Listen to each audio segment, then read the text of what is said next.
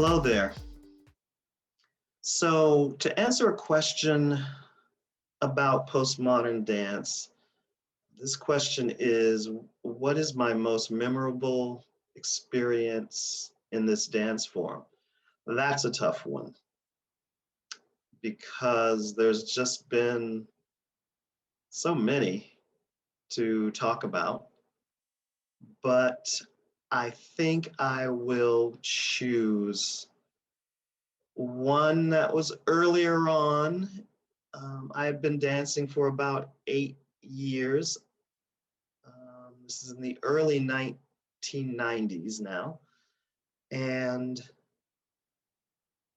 what I got really, really excited about in my training and in my dancing with several other choreographers and being in their works was the idea about partnering and what partnering was, that physical partnering. So it was really coming from a lot of contact improvisation ideas and studying that form for a bit.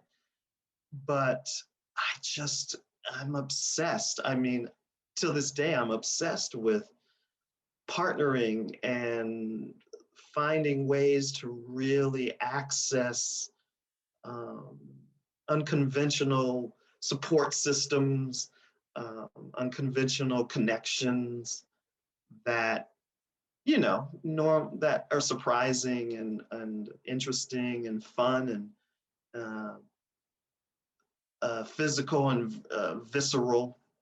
So it was in the early 90s, like I said, I had just begun to dance for the Trisha Brown Dance Company. And so I had been studying, more release techniques during that time, a little bit more body work, getting to understand body work, taking on Klein technique and Alexander techniques. So finding and understanding how and why my body could do the things it does. And working with Trisha and the company and um, playing with that sort of the body as the new world. But and there was a lot of partnering in Trisha's work as well in the beginning. So, but I had prior to joining the company and working with Trisha, I had been dancing a bit in the early '90s with a couple that Terry Creech and Steve Kester, who had Creech Kester Company at the time, and their their company was really all about uh, finding ways to figure out what partnering really was. So I was I was just so in love with working with them and collaborating with them and being able to make movement and make partnering with the dancers. So that I think has informed me as a dancer and a choreographer, like my senses. So not just seeing and hearing and feeling.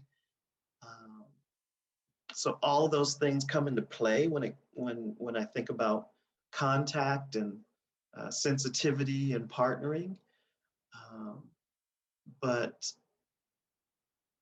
also, I guess physics. I think physics, the physics of the body, the physics of bodies together, the physics of momentum from movement.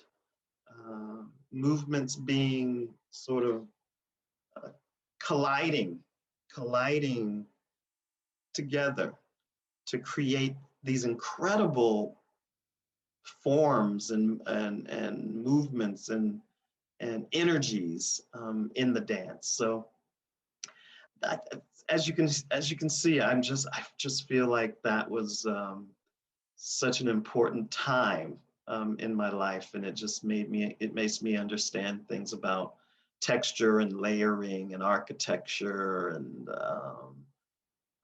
just how to put movements together. And it was really, really fun. And it still is really, really fun. So that's a really, it's something that has stayed with me a long time. So there was a work that I'd like you to take a look at called Rough House that Terry and Steve uh, put together in collaboration with the dancers. It was 10 of us, all male dancers. That was the other thing. It was this all male um, extravaganza about how to manipulate, um,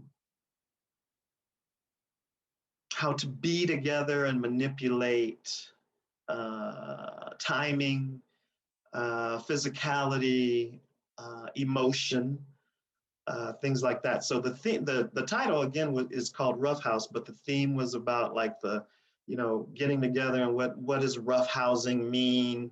What's the line? What's the thin line between rough housing? There's a caring in it. There's a taking care of each other during the whole experience of rough housing and partially wrestling and uh, you know kids playing around together. So take a look at this. It's again, I'm dancing in it as well, and take a look and see what you think about um, the idea about contact and partnering inside of this. But this was one of the most memorable times in this dance form of postmodernism, which was sort of changing itself, morphing itself in the early 1990s, excuse me. So take a look at Rough House.